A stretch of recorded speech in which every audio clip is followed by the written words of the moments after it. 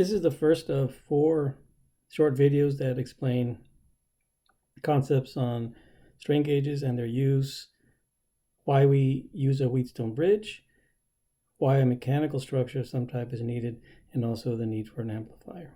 It's also a 5th video on beam type sensor systems that'll be useful in the lab that we have coming up. This first video is on strain gauge concepts. Strain gauge is a resistive type element. We call it a piezoresistive. It makes use of how elements, metallic elements of this type, or even semiconductor type elements, have a change in resistance as you apply a strain. And most of the strain gauges that we use in these types of sensors are basically, as you can see here, wire type elements that are applied onto a substrate, manufactured this way, and then they're put onto some kind of a specimen that's being strained here, right? And so there's adhesives usually that will adhere that strain gauge onto some kind of element that again has this applied strain. Here's just some basic nomenclature used if you ever go out and buy a strain gauge. And note again, these are electrical elements, so you have 2 terminals, and in a sense what you're looking at here is this strain gauge has a resistance, and these commonly have any resistances ranging anywhere from 120 up to 1,000 ohms when you buy them. And usually, again, a strain gauge will be made for a specific type of material to be applied, either like aluminum or steel. So you have to check that on the specifications. First strain gauges that were used were wires, but then they've evolved into foil type, which are these here. And then semiconductor strain gauges are actually made right onto micro electromechanical type elements. So they're built through the same kind of processes that you use to make integrated circuits and so on.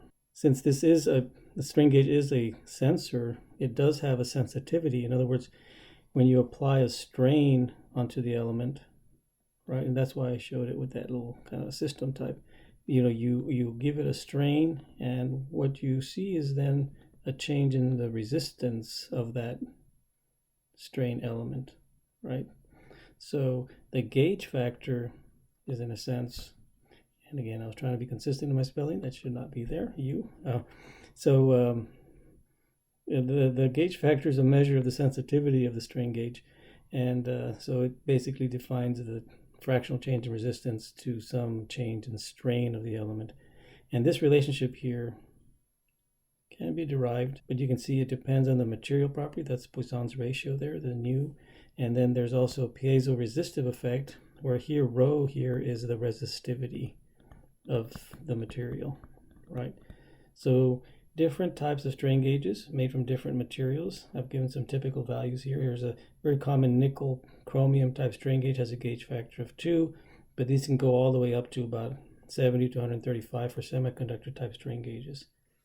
So when you buy a strain gauge, the manufacturer will give you, what is that gauge factor, and what it allows you to do is design your structural element or your sensor so that it's sensitive enough to give an output change in resistance for a given strain. So assume that I'm going to do just a simple calculation to show how this works and to tell you how much a resistance changes. Consider that you apply a 1 microstrain onto a metallic foil strain gauge that has a gauge factor of 2. The total resistance of that strain gauge is 120 ohms, say. Now, you can see when you calculate your delta R using that gauge factor relationship, you know G, you apply a strain, and you know what the total resistance is. You can see you get a very small change in the resistance. Very hard to detect changes in resistance that are that small, right? So this has a 120 ohm resistance, and it's only changing by, as you can see, 2 milliohms. So that's why we don't measure resistance. We actually use signal conditioning circuits so that we can detect actually changes in voltage, which are easier for us to measure.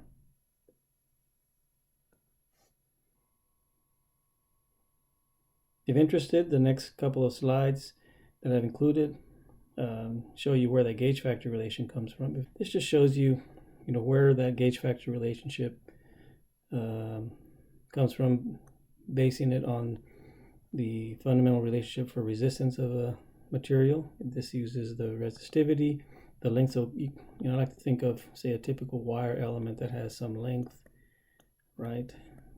It has some cross-sectional area. It doesn't have to be circular. And then the material itself is rho resistivity. So the resistance of this wire element with some current going through there, and it's got some voltage drop. The resistance, right, is composed of, again, material property and geometric property. So when you strain that thing, right, when you actually apply a mechanical strain at the ends, you're going to see a change in resistance, and this just shows you the differential change for each of these elements. And you can show that dr, or delta r if you like, depends on their change in the length, area, and resistivity. And here's some values for resistivity for typical materials. Continuing with that relationship, we use this now to define basically the fractional change or differential change, if you like, of resistance per unit resistance. Okay, so remember, R is the total R, dependent on each of these changes. And then at the end, substituting in, say, for a typical linearly elastic body, given some Young's modulus, again, throw in the Poisson's ratio.